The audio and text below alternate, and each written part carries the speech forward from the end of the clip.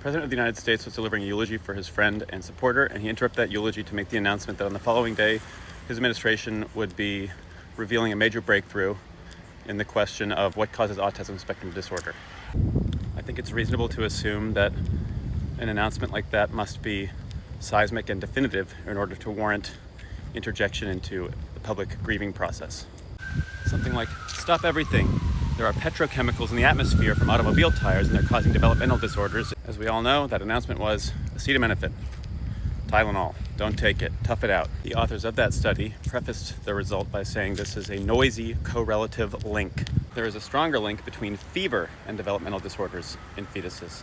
And acetaminophen, as we all know, is used to treat fever. It is a fever reducer. So a very plausible explanation for that acetaminophen link is that expectant mothers who did have a fever took acetaminophen, and in that instance, acetaminophen would be actually reducing the likelihood of autism spectrum disorder. If that's the case, making an announcement like don't take Tylenol would actually have the effect of increasing the rates of autism. Obviously, it is not unprecedented to suggest that expectant mothers should be careful about what they put into their body. There's another drug for people with seizure disorders, an anticonvulsant, that should not be taken during pregnancy, and that makes a degree of sense because anticonvulsants work on the nervous system.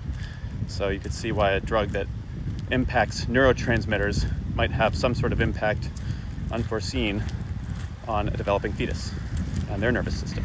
Interestingly, well, I find it interesting, there actually is, at the top of the list, an established and studied factor in the development of autism spectrum disorder. And that factor is, paternal age.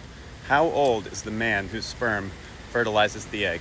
The more times sperm replicates over and over and over and over, the more likely it is that at some point there will be a mutation, a de novo mutation.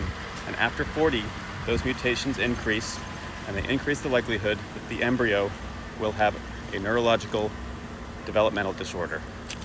So 40-year-old, a little bit likelier, 50-year-old, a little bit likelier still, 60-year-old, likelier still, up and up. Pretty cool, right? Pretty interesting. Side note, if you're watching this and you happen to be on the autism spectrum, I think you're cool. Neurodivergence is, of course, an asset to our species. So there you go. I look forward to the press conference where Donald Trump and RFK come out and say we really need to stop older men from reproducing.